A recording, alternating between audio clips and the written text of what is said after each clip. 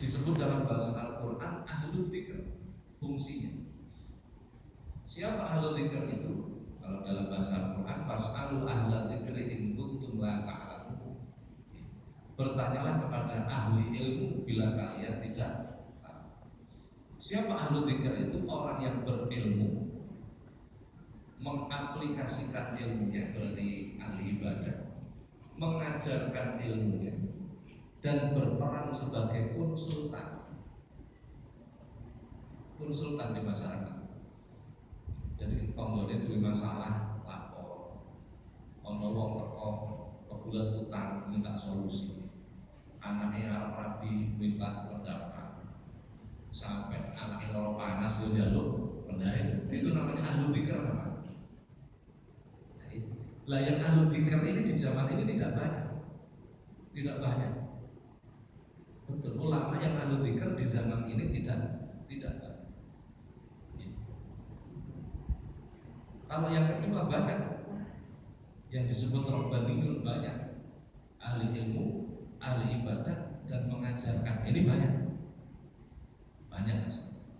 Yang ketiga ini yang sudah mulai berkurang karena itu berat sekali, melayani masyarakat betul, berperan sebagai konsultan.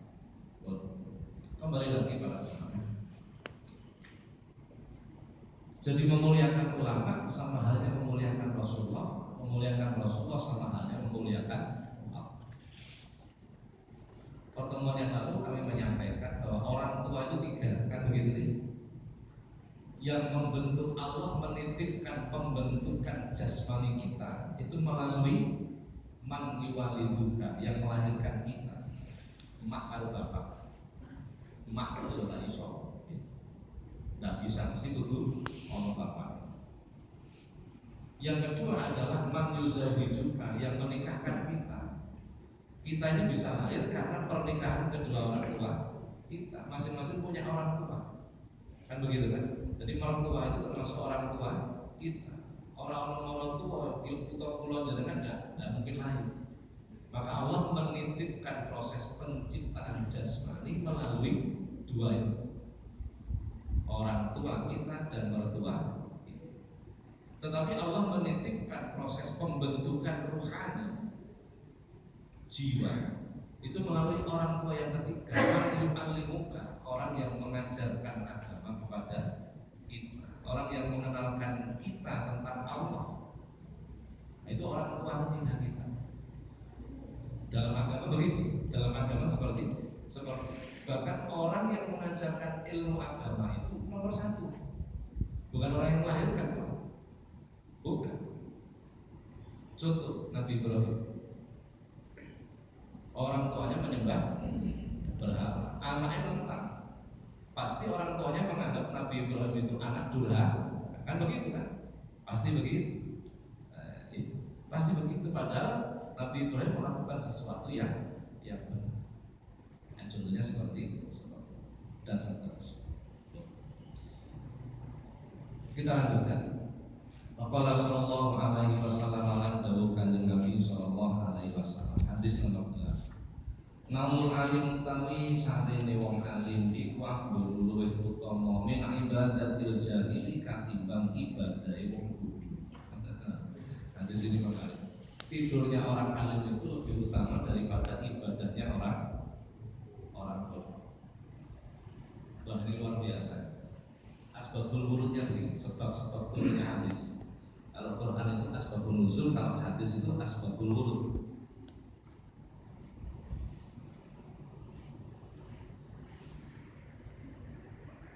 Suatu ketika Rasulullah itu siaha itu bepergian. Di tengah jalan, beliau Rasulullah ini melihat masjid.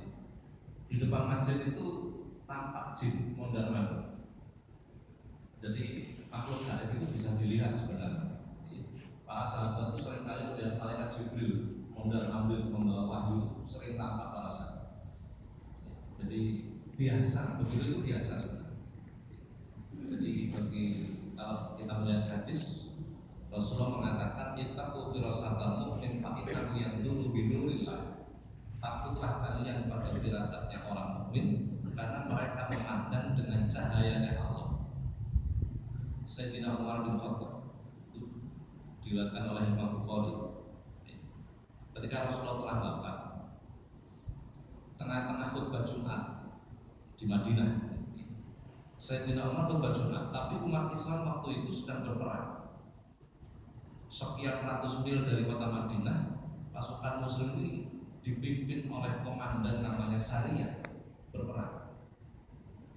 Sayyidina Umar tengah-tengah khutbah itu melihat pasukan Muslim sedang dikepung oleh musuh dari arah gunung.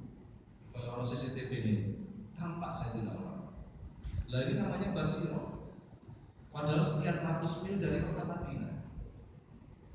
Apa yang dilakukan Sayyidina Umar? Sayyidina Umar dalam khutbah itu berteriak, "Ya Sariyah al-Jabal, wahai Sariyah, perhatikan yang di atas gunung."